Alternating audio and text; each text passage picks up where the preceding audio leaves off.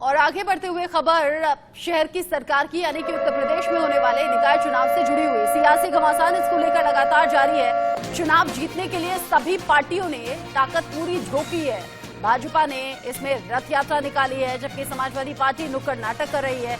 घर घर जनसंपर्क कर अपने पक्ष में वोट मांगे जा रहे हैं। यूपी निकाय चुनाव में बीजेपी और एसपी में दिलचस्प मुकाबला देखने को मिल रहा है। यहां अपने अपने तरीके से आम लोगों के बीच में पहुंचना, अपनी पार्टी के समर्थन में वोट मांगना, अपनी पार्टी के फेवर में माहौल बनाना, ये हो रहा है। और जो मुख्य टक्कर मानी जा रही है वो यहाँ बीजेपी और समाजवादी पार्टी में मानी जा रही है। हालांकि अपनी अपनी पार्टी के फेवर में माहौल बनाने के लिए तमाम राजनीतिक दल यहाँ पर सक्रिय नजर आ रहे हैं। चुनाव जीतने के लिए सभी पार्टियों ने ताकत झोंकी हुई है। 4 और 11 मई को यूपी में निकाय चुनाव होने हैं। ऐसे में चुनावों को देखते हुए वादों और दावों की बरसात भी खूब हो रही है, लोगों के बीच पहुंचा भी जा रहा है।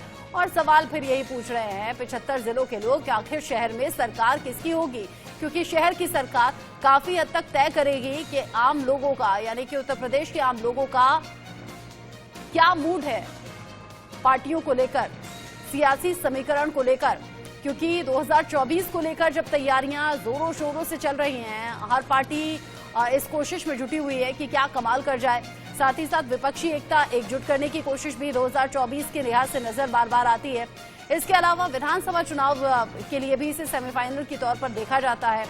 शहर की सरकार यानी कि निकाय चुनाव में कौन सी पार्टी बाजी मारेगी, ये देखने वाली बात होगी। ऐसे में अलग अलग तरीके से बीजेपी के बड़े चेहरे निकाय चुनावों पर बात कर रहे हैं, आम लोगों से समर्थन की बात कर रहे हैं, जबकि समाजवादी पार्टी कह रही है कि अगर बदलाव चाहते हैं तो शुरुआत निकाय चुनाव से ही कीजिए।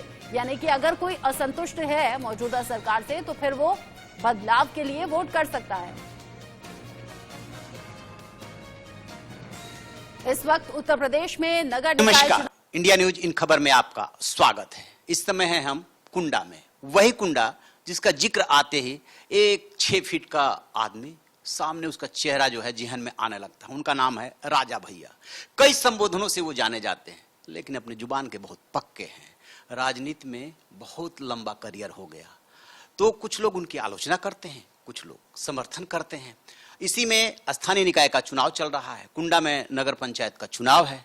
तो राजा भैया से जानना चाहेंगे कि इस चुनाव को वो किस रूप में ले रहे हैं, क्योंकि पहली बार इन्होंने पार्टी बनाई, विधानसभा का चुनाव लड़े और अब पार्टी के बैनर तले इन्होंने 3 नगर पंचायतों में अपना कैंडिडेट उतारा है।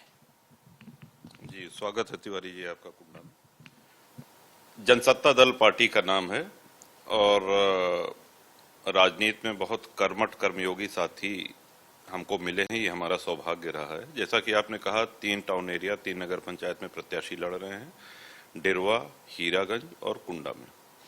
और जन समर्थन, जनता का आशीर्वाद भरपूर उनको मिल रहा है और हम आश्वस्त हैं कि तीनों जगह जनसत्ता दल के प्रत्याशी जीतेंगे। इस चुनाव को, खासतौर से कुंडा वाले चुनाव को, गुलशन यादव जो समाजवादी पार्टी के कैंडिडेट है विधानसभा में आपके सामने थे, 30,000 से वो हार जीत हुई थी। राजा भैया को कोई चुनौती नहीं दे पा रहा था, तब चुनौती मिली। इस चुनाव को किस रूप में देखते हैं? देखिए, हम किसी का नाम नहीं लेते हैं पहली बात तो, और नाम लेने की कोई आवश्यकता भी नहीं है। हमारे लिए डेरवा, हीरागंज, कुंडा तीनों उतने ही आवश्यक हैं, उतना ही महत्व रखते हैं। कुंडा निसंदेह, चूंकि कुंडा के नाम से विधानसभा है, तो एक कुंडा का नाम आप लोगों ने ज्यादा सुना होगा। जनसत्ता दल, आपको ये भी बताते चलें कि आज प्रदेश में 2 राष्ट्रीय दलों से बड़ा हमारा विधानमंडल है, कांग्रेस से बड़ा है और बीएसपी से बड़ा है। जी, इसमें कोई दो राय नहीं। और ये तब हुआ है जब हमारा किसी से गठबंधन नहीं, किसी दल से कोई अलायंस नहीं हुआ था प्री पोल। और हम आज विधानमंडल की संख्या 3 है जनसत्ता दल में। जिला पंचायत के अध्यक्ष जो है वो जनसत्ता दल के हैं और अनेक ब्लॉक प्रमुख जनसत्ता दल के हैं। तो हर विजय, हर जीत अपने साथ कुछ दायित्व लेकर के आती है। उन दायित्वों का आप कैसे निर्वहन करते हैं, ये आगे आने वाले चुनाव में लोग देखते हैं और उस हिसाब से आपको आशीर्वाद देते हैं, उस हिसाब से आपका साथ देते हैं। तो इस मामले में मैं कहूंगा कि जनता का आशीर्वाद सदैव साथ रहा है। इससे कहा जा रहा है कि चूंकि विधानसभा चुनाव अभी 1 साल हुआ, उसके बाद ये राजा भैया की प्रतिष्ठा से चुनाव जुड़ा हुआ है। विधानसभा का जब पहला सत्र था तो अगर आपने टीवी देखी हो, हमने वहां कहा था कि देखिए मतों का ऐसा ध्रुवीकरण उत्तर प्रदेश में कभी नहीं हुआ है। या भारतीय जनता पार्टी और उसके सहयोगी दल जीते या समाजवादी पार्टी और उनके सहयोगी दल जीते।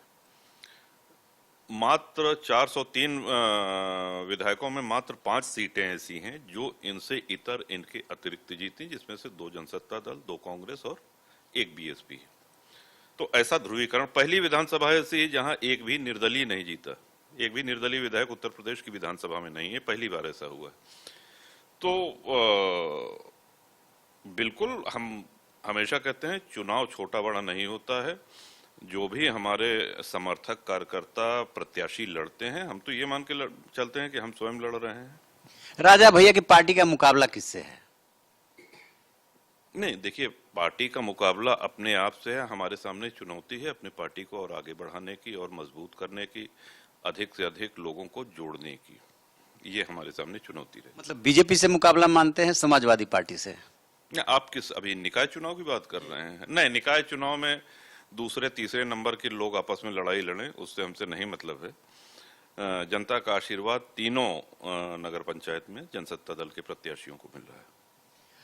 राजा भैया को कई नामों से संबोधित किया जाता है, नरेश, राजा, राजा भैया, बाहुबली, कुंडा का गुंडा। नहीं, ये नाम तो आपने ऐसे कह दिए हैं और ये हमारे पत्रकार भाइयों की देन है। नाम हमारा परम पूज्य ब्रह्मर्षि देवराहा बाबा सरकार, जो हमारे गुरु हैं, उन्होंने रघुराज प्रताप सिंह नाम रखा है और ये हमारा सौभाग्य है कि उनके द्वारा नामकरण हुआ है। घर में लोग राजा भैया कहते हैं। तो जो 2 संबोधन है वो सुनते हैं, क्योंकि हमने कई मीडिया इंटरव्यू में आपको देखा सुना है, वो क्या आपको चुभती है? नहीं, हम सीरियसली लेते नहीं इन सब चीज। कुंडा का गुंडा खास तौर से जब बोला जाता है? नहीं, पहली बात देखिए, कोई कहा नहीं, ये एक भ्रांति है कि ऐसा कहा गया है। कोई इस संबोधन से कभी नहीं कहा हमको। कल्याण सिंह की आए थे? आपको वो प्रकरण हम बता दें। आदरणीय कल्याण सिंह जी आए थे, उन्होंने श्री रामचरितमानस के एक दोहे का उद्धरण किया था यहाँ पर कि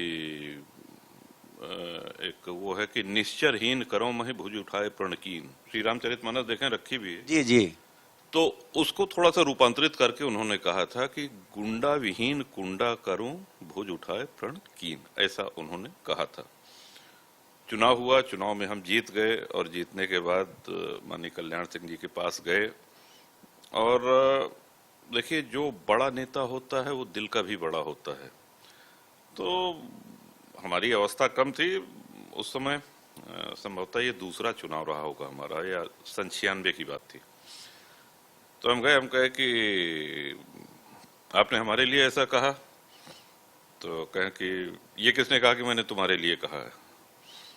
तो हमने कहा नहीं, लोग ऐसा कह रहे हैं, पत्रकार कह रहे हैं। कहें बिल्कुल नहीं, तुम्हारे लिए। हम कहे नहीं, आप आए, आपने ऐसा कहा तो हमको ये लगा आपने हमको संबोधित करके कहा। कुछ नहीं, पहले तो मिठाई खाओ, तुम जीत के आए हो और पिछली बार से बढ़े हुए मार्जिन से जीत के आए हो। अपना आशीर्वाद दिया, मिठाई खिलाई बड़े अच्छे ढंग से। तो ये इस प्रकरण के बाद कभी किसी ने कोई ये इस तरह के अपशब्द से कभी संबोधित नहीं किया। एक और कहानी आपके नाम से जुड़ी हुई है और वो पूछ ही लेते हैं हम आपसे, क्योंकि मगरमच्छ वाली, और वो तालाब भी हम देखना चाहेंगे क्योंकि आपकी इस कोठी में हम पहली बार यही आए हैं। जी बिल्कुल बिल्कुल। अब मगरमच्छ की कहानी भी क्या बोलना, इतनी बार बोला जा चुका है, तो उससे आपकी ये जो इंटरव्यू है इसकी नवीनता भी समाप्त ही हो जाएगी अगर वही चीजें पूछेंगे। तालाब बगल में है, आप बिल्कुल देख लीजिएगा भी।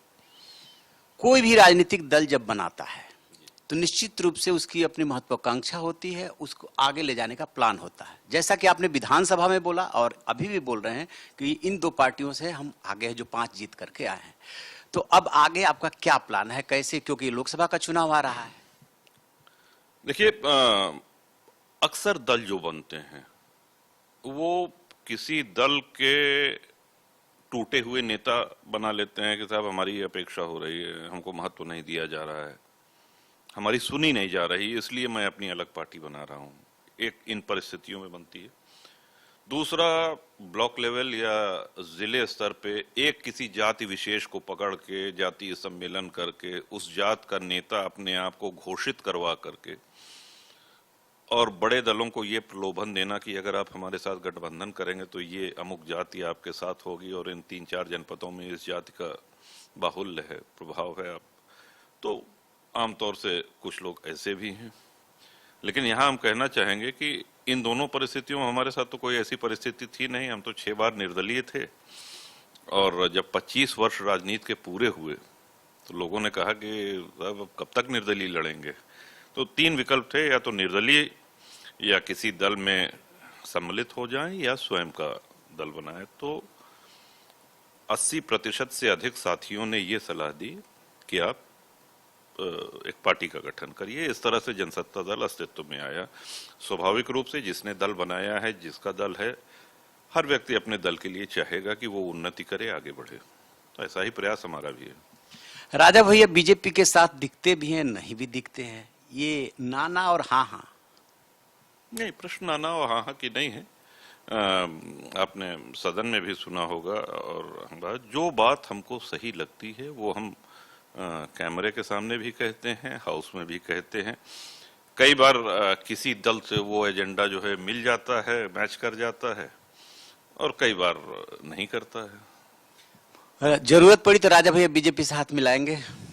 फिलहाल तो ऐसी कोई स्थिति अभी है नहीं, ऐसी तो कोई स्थिति है नहीं। अभी तो निकाय चुनाव चल रहे हैं, निकाय चुनाव का नामांकन हो गया है, प्रत्याशी मैदान में है, चुनाव होने वाला है, पहले चरण में है। तो ऐसी कोई स्थिति अभी तो नहीं। राजा भैया के लिए मुलायम सिंह से दोस्ती थी या मुलायम सिंह से बहुत नजदीकी थी? आपकी शादी में भी आए, बाद में अखिलेश से संबंध किन वजहों से गड़बड़ हुआ उसको दोहराने की जरूरत नहीं, लेकिन अखिलेश यादव जब आए यहाँ पे तो वो जो बोल करके गए थे, राजा भैया ने उसका जवाब दिया था। उसका असर उधर कुछ हुआ?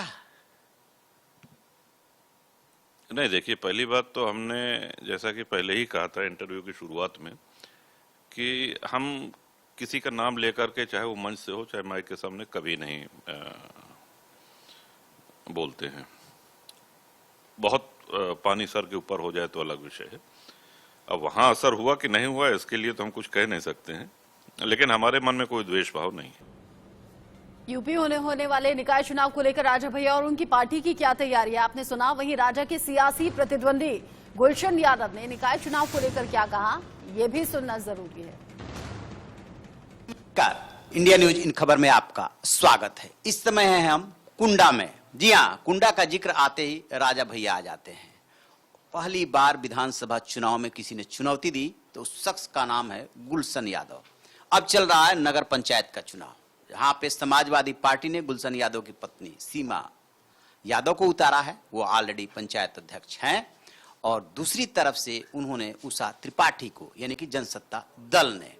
लड़ाई किसमें कैसे हो रही है, इस पे बात करेंगे गुलशन यादव जी से। मुकाबला किससे? देखिए, मुकाबला किसी से नहीं है, क्योंकि हम अपने विकास के मुद्दों पे जा रहे हैं, विकास के मुद्दों पे गिना रहे हैं हमने कार्य क्या किए हैं, और जो कार्य छूट गए हैं उसे पुनः जब जनता हमें फिर निर्वाचित करेगी तो फिर से दोबारा जो कार्य रुके हैं उसे पट्टी पे लाया जाएगा। विधानसभा चुनाव हुआ था, उसमें आप उनके मुकाबले खड़े थे। राजा भैया ने कहा था कि 1.5 लाख से जीतूंगा। जब रिजल्ट आया तो पता चला कि 30,000 कहा गया। बाद में ये भी बात आई कि नहीं, 30,000 का मार्जिन था ही नहीं। कहाँ चूक हुई, कैसे आप जो है हारे? देखिए, चूंकि सरकार माननीय अखिलेश भैया की बनी नहीं, सरकार माननीय योगी जी की बनी, तो उनकी कृपा तो उनके ऊपर रहती ही है। तो कृपा है तो फिर वही जीते। तो आप ये कहना चाहते हैं कि मतलब योगी शासन ने राजा भैया को जिताया? हाँ, ये कह सकते हैं। दूसरी चीज ये भी है कि उन्होंने बूथ कैप्चरिंग भी बहुत दबा के किया, बूथ कैप्चरिंग, और खुद स्वयं कर रहे थे वो। ये चुनाव किसके बीच में है? सीमा यादव उषा त्रिपाठी में है या गुलशन यादव राजा भैया में? नहीं, ये चुनाव कुंडा की देवतुल जनता विकास को देखते हुए सीमा यादव को पुनः हैट्रिक लगाने जा रही है। अच्छा, तो समाजवादी पार्टी ने एक बार फिर से आप में और सीमा यादव में विश्वास व्यक्त किया और ये चुनाव आप लड़ रहे हैं। तो देखिए, राजनीति में ऐसा हो ही नहीं सकता, चुनाव में ऐसा हो ही नहीं सकता किसी का किसी से मुकाबला ना। मान लें कि आप कह रहे हैं कि हमारा अपर हैंड है, तो मुकाबला किसी से तो हो ही रहा होगा। नहीं, किसी से मुकाबला नहीं है। बस हमारा मुकाबला इतना है कि हमको हर जनता, जो कुंडा की देवतुल जनता है, सबके दरवाजे पे पहुंचना है, सबसे मिलना है, अपनी चीजों को रखना है। इस चुनाव में बीजेपी कहाँ है? बीजेपी ने कैंडिडेट उतारा है? हाँ, यहाँ से हैं, सुनीता साहू जी हैं, डॉक्टर सुनीता साहू जी हैं मैदान में। वो अपना प्रचार प्रसार कर रही हैं और जनता यहाँ की समझ चुकी है उसे करना क्या है। अभी आपका एक केस आया था सामने, उसमें जो आरोप लगा कि आप नशे में किसी फैमिली के साथ मारपीट की, उससे कुछ लेना चाहे थे, फैमिली ने मना कर दिया, बर्फ वगैरह, क्या क्या आप बेहतर बता सकते हैं? अब ये तो हमको नहीं पता कि हम नशे में थे। लोग अब आज पहली बार ये भी सुनने को मिल रहा है कि भाई नशे में थे और डकैती डाल दिए, 1000 रुपया छीन लीजिए और उस महिला की वीडियो फोटो दे दें। वो जनसत्ता कार्यालय पे कंटिन्यू रहती है। मेरे पास फोटो है, मैं आपको दे दूंगा अभी मोबाइल से 1 मिनट में। तो आप क्या कहना चाहते हैं, ये प्रायोजित है? आप ये बताइए, हम 1000 रुपये डकैती डाल देंगे? 1000 रुपये जिस व्यक्ति को हम जानते नहीं, पहचानते नहीं, जिससे कोई लेना देना नहीं, उस बेचारे गरीब आदमी को बहला के फुसला के कुछ पैसों की लालच दे के लोगों ने मुकदमा लिखवा दिया बैठ के दूसरे दिन। तो इसके पीछे क्या मकसद हो सकता है? अब चूंकि देखिए, जिसको हमसे खतरा होगा राजनैतिक, ये कार्य वही कर सकते हैं। तो आप नाम क्यों नहीं ले रहे हैं? चूंकि जिसको हमसे व्यक्तिगत खतरा होगा, राजनीतिक खतरा होगा, वो ऐसा घिनौना काम कर सकते वो हैं। व्यक्ति कौन है? सारे लोग जानते हैं। हम नहीं जानते, हम तो दिल्ली से आए हैं। नहीं, आप लोग तो हमसे पहले जान जाते हैं। अब आपको ये भी पता है हम नशे में थे। दिन में आदमी नशे में रहेगा, मान लो रात की बात होती चलो ठीक है, मगर दिन में थोड़ी कोई नशे में रहेगा। दिन की तो अभी तक तो राजा भैया चुनाव मैदान में उतरे नहीं है, कैंडिडेट उनका जरूर है। देखिए, हम जो देख रहे हैं चुनाव प्रचार चल रहा है, उनके प्रत्याशी का भी, शिव कुमार जी का, उनकी पत्नी भी अपना काम कर रही हैं क्षेत्र में, और यहाँ के माननीय MLC प्रतापगढ़ गोपाल जी, वो भी जनसंपर्क कर रहे हैं। उनकी सभाएं लगी हैं कई जगह, नुक्कड़ सभाएं, और हमारे पूर्व सांसद श्री शैलेन जी भी प्रचार कर रहे हैं। यहीं बगल की विधानसभा है बाबागंज, विनोद सरोज जी भी प्रचार कर रहे हैं। जिला पंचायत अध्यक्ष हैं कुलदीप पटेल जी, उनकी पत्नी अध्यक्ष हैं, कुलदीप जी भी कर रहे हैं। तो उनके जितने भी तंत्र हैं और उनके पार्टी के जितने पदाधिकारी हैं, सारे लोग कुंडा में ही डेरा डाले बैठे हैं और प्रचार कर रहे हैं। तो आप जो वोट मांग रहे हैं, पहले आप रहे, फिर जो है आपकी पत्नी रही है, तीसरी बार मैदान में है, किस आधार पे आपको जनता फिर से आशीर्वाद दे? देखिए, जनता ने हमारे काम को देखा है, जनता ने हमारे काम को देखा है, हमारे काम करने के तरीके को देखा है। तो इस लिहाज पे हम इस बेहद पे लोगों के पास जा रहे हैं, अपनी बात कह रहे हैं, और हमको जन समर्थन भी अच्छा मिल रहा है। एक बात और आती है कि कभी आप राजा भैया के साथ ही थे, जब पिछला चुनाव जीते थे तो आभार के लिए एक पोस्टर बनवाया गया था। ऐसा क्या हुआ कि राजा भैया से गुलशन यादव अलग हो गए? नहीं, ठीक है, राजनीति है, राजनीति में तो माननीय राजा भैया भी पहले हम समझते हैं, और आप भी जानते होंगे कि समाजवादी पार्टी के झंडा तले ही चुनाव लड़ते थे। तो खुद का उनका अपना एक दल हो गया है। इस दल से पहले ही आप अलग हो गए थे? भाई, हमने पहले भी इंटरव्यू में कहा है कि हम तो अपने घर में ही रह गए, आपने अपना खुद का एक नया घर बना लिया। राजा भैया ने घर बदल लिया, बना लिया है, अपना घर खुद का निजी बना लिया है। तो राजा भैया के दल बनाने से, अपना घर बनाने से गुलशन यादव को कोई दिक्कत नहीं? हमारी शुभकामना है। बहुत सारी पार्टियां हैं, भाजपा है, कांग्रेस है, समाजवादी पार्टी है, बहुजन समाज पार्टी है, इस तरह से बहुत सारे दल हैं, तो उनका भी अपना एक दल है। मतलब आप राजा भैया को आप तो जानते हैं ना, आपके नेता नहीं जानते हैं उनको? वो आए थे तो बोले थे कौन राजा भैया? अब देखिए, वो बड़े नेता हैं, ठीक है, हम उस पर कुछ कहना नहीं चाहते। यहाँ के विधायक हैं, कुंडा से विधायक हैं वो। विधानसभा चुनाव में आप काफी एग्रेसिव होकर चुनाव लड़ रहे थे और पूरे जोर शोर से लग रहे थे। नगर पंचायत चुनाव में इतने एक साल में गुलशन यादव बहुत ज्यादा मैच्योर हो गए हैं, या लग रहा है किसी विवाद में नहीं पड़ना चाहिए, क्या है? देखिए, हम अपना कार्य करना चाहते हैं, अपने कार्य से मतलब रखना चाहते हैं, और हमारा मुद्दा है विकास का। हम विकास किए हैं तो पुनः जनता हमको फिर से लाएगी, नहीं किए हैं तो जनता हटा देगी, और ठीक है।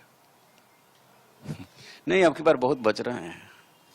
नहीं बचने, जब कोई ऐसी स्थिति नहीं है अभी, बाकी सब लोग अपना अपना प्रचार कर रहे हैं, भाजपा के लोग भी कर रहे हैं अपना, और भी जो दल हैं वो भी कर रहे हैं। हमारी पत्नी श्रीमती सीमा यादव जी हैं, हम लोग है ही हैं उनके लिए, दोनों भाई लगे हैं, प्रचार कर रहे हैं, सबसे मिल रहे हैं, आशीर्वाद ले रहे हैं। चलिए, ये है गुलशन यादव जी। विधानसभा चुनाव काफी आक्रामक होकर के लड़े थे और जम के मुकाबला भी किया था राजा भैया सा। इस बार जो है या तो एक साल में इनमें बहुत मेच्योरिटी आ गई है, कंट्रोवर्सी से बच रहे हैं। बेशक कंट्रोवर्सी जमीन पे साफ साफ दिख रही है कि इनका मुकाबला किससे, इनकी पत्नी का मुकाबला किससे है, लेकिन अच्छी बात यह कह रहे हैं कि हम विकास के नाम पे चुनाव लड़ रहे हैं। यूपी निकाय चुनाव को लेकर उत्तर प्रदेश के डिप्टी सीएम ब्रजेश पाठक अपनी पार्टी की तैयारियों पर बात कर रहे हैं। क्या दावा कर रहे हैं, ये भी सुनिए। ब्रजेश पाठक जी आपको दिख रहे होंगे यहाँ पर लोगों का सम्मान करते हुए। आज बड़ा दिन है क्योंकि भारतीय जनता पार्टी में कई सारे लोग निकाय चुनाव को लेकर आज ज्वाइन कर रहे हैं। पाठक जी, आपने कई सारी बातें अभी मंच से भी कही कि दरअसल भारतीय जनता पार्टी का परिवार दिनों दिन बढ़ता जा रहा है। माननीय प्रधानमंत्री नरेंद्र मोदी जी की रीतियों नीतियों में, भारतीय जनता पार्टी के रीतियों नीतियों में सब लोग भरोसा व्यक्त कर रहे हैं। आज सिख समाज के बड़े नेता कांग्रेस पार्टी से जो कैंट विधानसभा से चुनाव लड़े थे हमारे खिलाफ, दिलप्रीत सिंह जी ने, डीपी जी ने आज पार्टी ज्वाइन किया है। हम उनके सभी साथियों का स्वागत करते हैं और भरोसा दिलाते हैं कि भारतीय जनता पार्टी परिवार की तरह उन्हें सम्मान देगी। हमारे साथ ब्रजेश पाठक थे जो बता रहे थे कि सिख समाज के बड़े नेता और भारतीय जनता पार्टी के खिलाफ ही चुनाव लड़ चुके थे। आज दिलप्रीत सिंह ने ज्वाइन किया है और उनके आने से न सिर्फ सिख समाज बल्कि सरोजनी नगर जो विधानसभा है उसके कई सारे लोग भाजपा के साथ जुड़ेंगे। कैमरामैन नफीस के साथ अभिषेक सिंह, इंडिया न्यूज, लखनऊ। अलग अलग पार्टियों की अलग अलग तैयारी। अब देखना होगा उत्तर प्रदेश में निकाय चुनावों में आम जनता किस पर भरोसा करती है, किसे चुनती है। एक छोटा सा ब्रेक यहां पर ले रहे हैं, लौटेंगे।